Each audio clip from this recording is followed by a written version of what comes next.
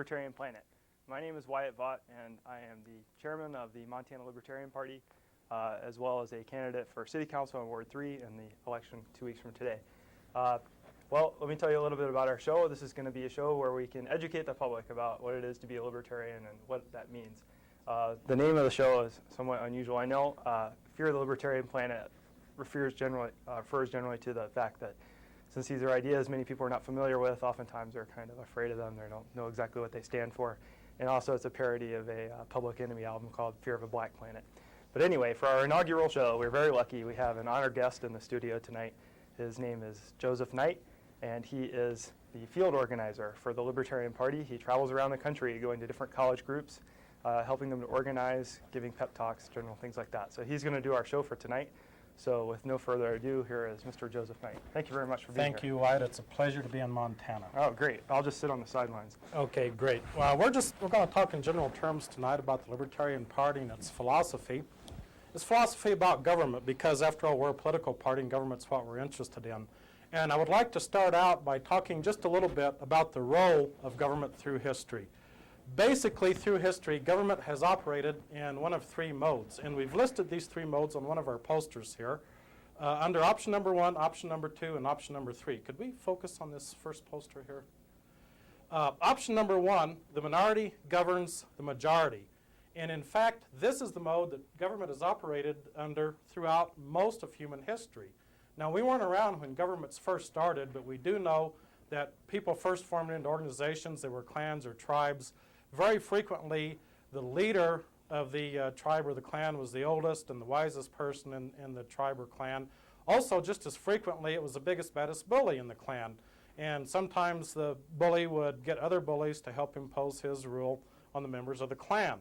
Other variations of this theme throughout history, numerous centuries of monarchies, the idea that people inherited the right to govern. Sometimes the monarchs would justify their rule with something called the divine right of kings. This is the idea that I'm the boss because the big G wants it that way. If you have a problem, you take it up with him. In modern times, we've seen various other variations on this same theme all over the political spectrum: left-wing communist politburos, right-wing military juntas, all variations on this same idea of the minority governing the majority. Then at some point in human history, we evolved politically from option number 1 to option number 2. Option number 2, the majority governs the minority. This is a concept known as democracy. It was a great step forward. A lot of people gained a lot of freedom when we evolved from option number 1 to option number 2. But there's still some problems with option number 2. Even though it has secured a lot of freedom for a lot of people, it's not necessarily the best way to guarantee individual rights. Now, I know some of you will take issue with that notion. For those of you who do, please consider the following scenario. There are 10 people who are stranded on a deserted island. Now, they're stuck on this island, and they're not going to get off anytime soon. They're off all the normal shipping lanes. They don't have any form of communication with the outside world. They don't have the resources or the skills necessary to build a ship large enough to take them off of this island. So they decide by a majority vote that they're going to establish a government to manage their affairs and allocate their resources while they're on this island. They decide by a majority vote that their government is going to be a democracy. Now, their very first official act is to pass an ordinance by a 9-to-1 majority vote, and I have to point out at this time that the composition of this group happens to be 9 men and 1 woman. They pass an ordinance for the preservation of the species, and it stipulates that any female has to submit sexually to any male on demand. My question to you is, does the 9-to-1 vote make it morally right, or is it still rape? If you think the 9-to-1 makes it morally right, well, then you're probably a Democrat. If you think it's still rape, then 5 minutes into this, you're already a potential libertarian. And that brings us to option number 3. Option number 3, individuals govern themselves so long as they don't initiate force or fraud against others or the property of others. This is a concept called self-government, and libertarians believe it's the concept the Founding Fathers had in mind when they wrote first the Declaration of Independence and later the Constitution. Now, I have to call your attention to the second part of this phrase, the part about initiating force. That's very important. That's not something that was just added to make this a flowery, glowing phrase. It's something called the non-aggression principle, and it's the yardstick by which libertarians analyze issues and determine what our positions on issues shall be. Now, libertarians are practical people, but first and foremost, we're principled people. And you'll hear libertarians refer to the Libertarian Party as the party of principle. We analyze the issue based on this principle, and then and only then do we go back and look at the practical aspects, to look at practical ways to make this work. Now, keep this concept in mind about being opposed to the initiation of force, because we're going to come back to it in just a minute. But I want to ask a rhetorical question, and the question is, what is the proper role of government in a free society? Now, to answer that, we have to know exactly what it is we're talking about when we talk about government, and that's easy. Government, by definition, is the use of force. If you look in a dictionary, the dictionary will tell you that to govern means to control. Control, force, is implicit in the definition of control in government. Otherwise, it would be influence, not control. So even the good things that governments do somewhere, somehow, will involve the use of force. Understanding that, we can rephrase our question. Instead of asking, what's the legitimate role of government in a free society, we can ask, what's the legitimate use of force in a free society? And to explore that issue, bear with me while I enumerate 3 distinctive types of force. The first type is initial force. If you have any group of people, it doesn't matter if it's 2 dozen, or 2 billion, there's no use of force until somebody uses it first. Initial force is either aggression or coercion. The second type of force is defensive force. If I come into your home and threaten your property or your rights or your safety, I believe you have the right to defend yourself. Now, you may be a pacifist and you may choose not to exercise that right, but in any event, I believe that you have that right. And if you have the right to exercise defensive force, it should only stand to reason that you have the right to authorize others, such as those people who call themselves the government, to exercise defensive force in your behalf. Defensive force is nothing more or less than survival. The third type of force is retaliatory force. If I come into your home and I murder your parents or your children, you're probably going to want to see me punished. And I believe that you have the right to authorize government to punish me in your behalf. Retaliatory force is simply justice, or in some cases a deterrent, an extension of defensive force. Now, some people have suggested to me that there's a fourth category of force. They call it preemptive force. This is the notion of let's get them before they get us. I reject that as a category because every example of preemptive force I've been able to analyze, I've been able to, at least to my own satisfaction, to place it in one of the other 3 categories of force. Now, what does all of this mean for libertarians? Well, it's simple. The bottom line is that libertarians, by definition, are those people who oppose the initiation of force. And it doesn't matter if we're talking about people in government or people out of government. If I go out and commit an assault as an individual, I think most of us would agree that that is not a morally acceptable act. If I get a job for the government or get elected to a public office and commit the same act as an agent of the government, that doesn't change the morality of what I'm doing. If something is morally wrong for an individual, it has to be morally wrong for a government, as we pointed out in our example about the 10 people who were stranded on the deserted island. Government does not confer some mystical right on some people to violate the rights of other people. Now, in looking at the myriad of laws that government at all levels have imposed on us, we can apply this non-aggression principle and come up with a pretty good idea of what's a good law and what maybe is not such a good law. Good laws, from my point of view, would be laws that prohibit the initiation of force. These would include laws against murder, rape, robbery, fraud, trespass. These acts are all acts of aggression that involve the initiation of force. Other laws constitute an initiation of force. And because libertarians oppose the initiation of force, libertarians would be opposed to these laws. Now, what I would like to do is to discuss just a few issues tonight just to illustrate how we apply this non-aggression principle. And I'm going to talk about a few issues in each of two categories.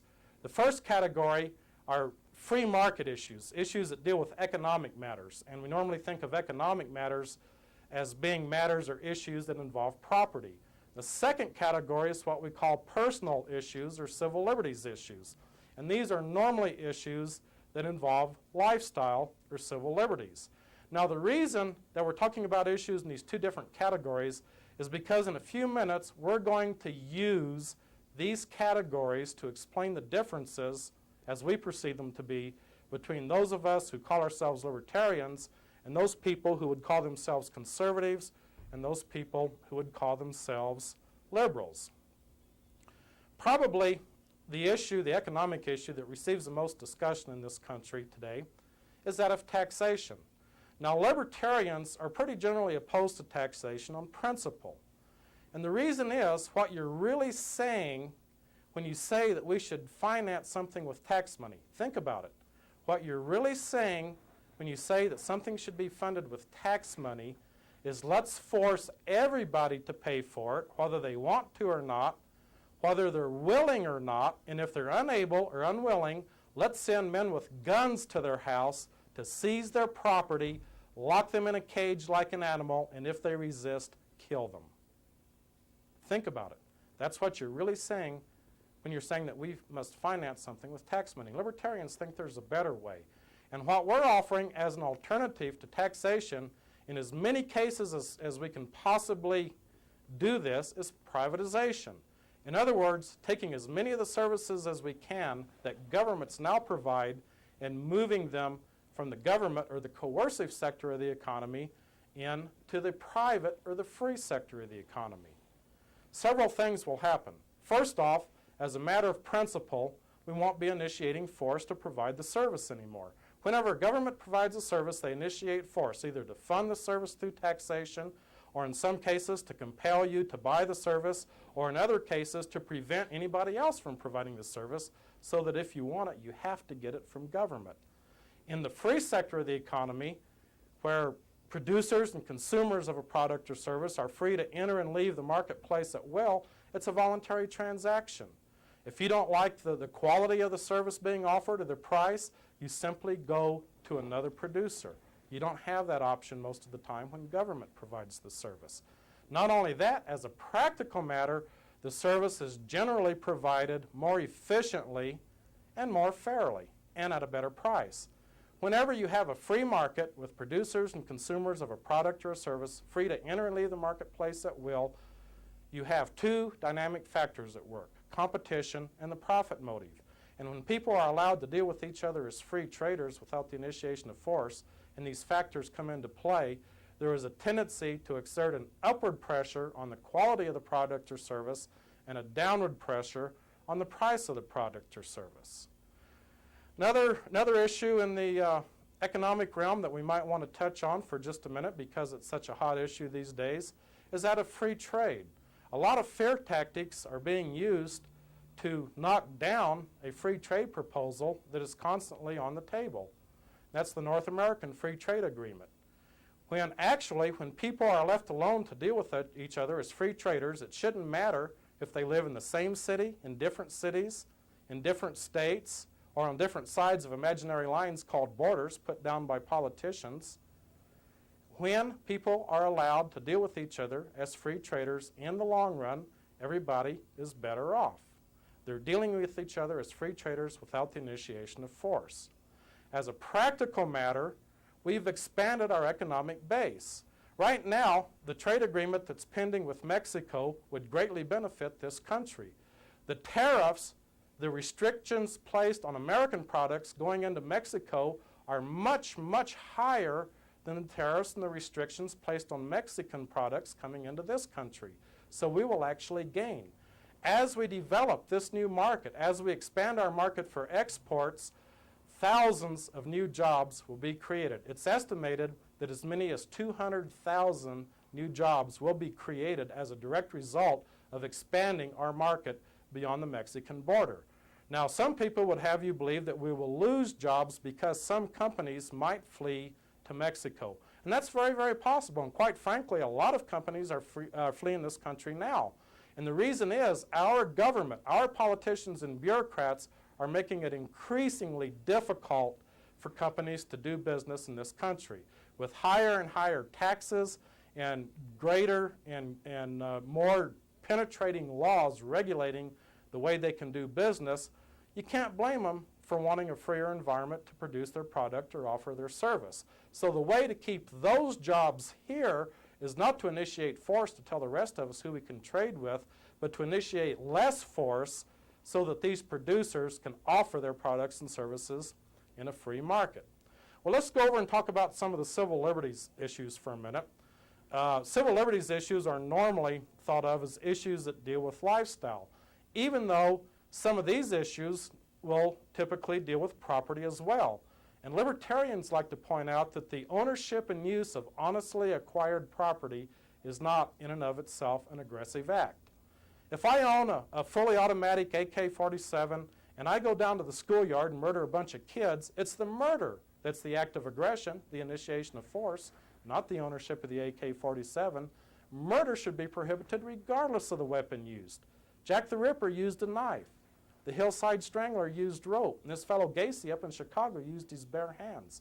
The fact is, most people who own AK-47s do not murder school children or anybody else.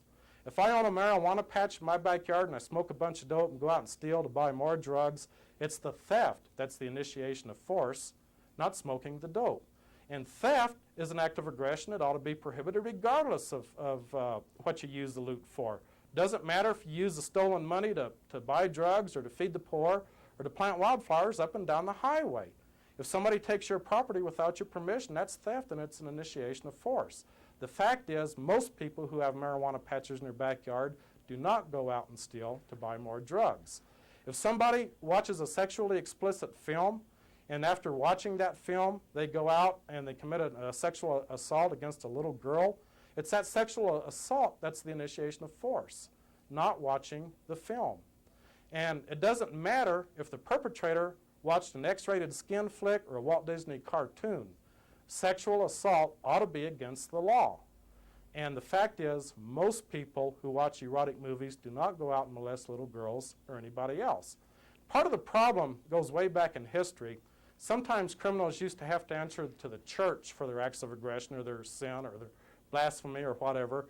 And sometimes these criminals thought they could lessen the severity of their punishment if they could claim to the bishop or the religious tribunal or whoever, Your Holiness, I should not be held accountable for my blasphemy because the devil made me do it. I was possessed by an evil demon that took control of me and forced me to go out and commit this sin. And what we hear today is a new twist on this old ploy. Your Honor, the drugs made me do it. Your Honor, the pornography made me do it. Your Honor, my unhappy childhood made me do it. Well, libertarians would say horse hockey. If you commit an act of aggression against anybody else or their property, you should be held accountable without being able to shift the blame onto others or onto inanimate objects or anything else. On the other hand, if you do not commit acts of aggression against other people or their property, nobody, including those people who call themselves the government, should initiate force against you to tell you how to live. As long as you respect the equal rights of others to live in whatever manner they choose, you should have that right yourself. Now, we said we were going to discuss issues in two different categories. And we said economic categories and personal categories. And we used these categories because we wanted to explain the differences, as we perceive them to be, between those people who call themselves conservatives, those people who call themselves liberals, and those people who call themselves libertarians. Well, going by modern usage, common definitions, never mind what the dictionary says, but by common modern usage definitions, conservatives typically believe in economic freedom, but not personal freedom. In other words, conservatives tend to believe in free markets and free enterprise, but on the other hand, they're perfectly willing to initiate force through the coercive machinery of government to regulate our lifestyles. Now, liberals are just the opposite. Liberals claim to believe in civil liberties and freedom of lifestyle, but on the other hand, they seem to be more than willing to initiate force through the coercive machinery of government to regulate our property, our working relationships with others, and our dealings with others when it comes to exchanging our property. Well, the dilemma is obvious. Some people believe in both types of freedom. And if you refer to our graph here, you'll see that we've plotted out how different people would fall on the real political spectrum. Conservatives believe in a high degree of economic freedom, but a low degree of personal freedom. Liberals believe in a high degree of personal freedom, but a low degree of economic freedom. Now, there are some people who are called authoritarians, and they think the government should run everything. Libertarians kind of take the freedom part of each philosophy. Libertarians would tend to agree with conservatives about economic freedom, free markets, and free enterprise, and libertarians would tend to agree with liberals about personal freedom, civil liberties, and freedom of lifestyle. Now, looking at the political landscape today, you can see where libertarians fit, not in either one of the major parties. The Republican Party is largely dominated by conservatives and increasingly by authoritarians. The Democratic Party is largely dominated by liberals and increasingly by authoritarians. And those of us who believe in both types of freedom have not had a political home. So we started our own party. Now, the Libertarian Party is not brand new. It's actually been around a little over 20 years. The party was founded in the early 1970s. The first year we had a presidential candidate was 1972. He was only on the ballot in 2 states, and we had fewer than 1,000 members from one coast to the other. Since that time, the Libertarian Party has grown to be the 3rd largest and the fastest growing political party in America. We're organized in all 50 states. Our presidential ticket in 1992 was one of only 4 tickets to be on the ballot in all 50 states. And the only one of the 4, I might add, to be excluded from the national debates and most national media coverage. We've actually won elections in about half the states. Hundreds of Libertarian Party members have been elected or appointed to public office, mostly at the grassroots level. We have mayors, we have vice mayors, we have city councilors, we have county commissioners, we have school board members, and we've elected 3 different Libertarian Party members to the Alaska State House of Representatives, and there are currently 4 members of the Libertarian Party serving in the New Hampshire State House. Now, the higher races for the U.S. Congress and the gubernatorial races, we haven't elected anybody else yet, but even in those races, we're seeing our vote tallies start to climb. In those higher elections, a few years ago, we were looking at 0.5%, 1%, 2% of the vote. Now we're looking at 5, 10, 20, and in some cases up to 30% of the vote. So I'm going to predict, based on our steady, if not phenomenal growth, that we'll be electing a member of the Libertarian Party to the U.S. Congress by the turn of the century. Now, it's not going to be easy. People are suspicious of anything new. And I'm not so sure that's a bad thing. New ideas need to be able to stand scrutiny, or they're not worthy or good ideas. And we don't have $60 million like some people to go out and buy an instant political movement. We're doing it the old-fashioned way, one voter at a time. And that's where you come in, folks. We need you. This is a grassroots movement. We can't buy your vote. We can't sell our influence to special interests because we want to get government out of that business. We're a true grassroots movement. Help us. Help us. It's not just our freedom we're trying to get back. It's your freedom. You know, the bottom line is this. Republicans and Democrats are taking away our freedoms and spinning us into bankruptcy. They've shown no inclination to do anything different. And they're not going to. They're going to pay lip service to civil liberties. They're going to pay lip service to free markets and free enterprise.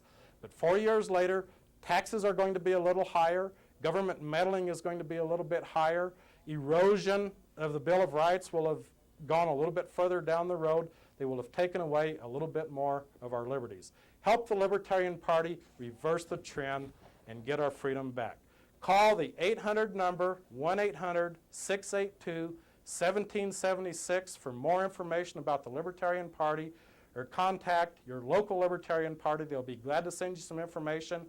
If you have some time to invest, They'll be glad to put you to work. Wyatt, do you have anything to add? That was excellent. Appreciate you, my friend. Thank you so much for I coming. bet you vote Libertarian. I do. Well, I good have for for a you. long time. Good for you. Well, this has been great, and I'm so happy that the show has gone so well. I didn't have a thing to do with it. But I would like to invite everybody to get involved in the party. We meet the first Monday of every month at 6 o'clock at the press box, except for next month. And give us a call.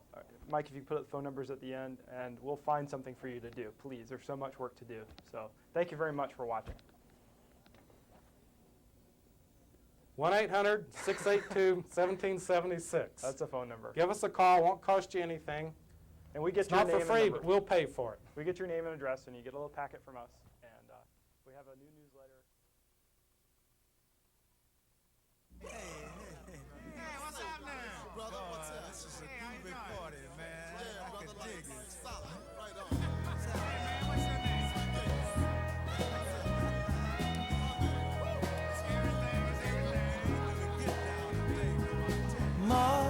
Mother, there's too many of you crying. Brother, there's far too many of you dying. You know we've got to find a way to bring some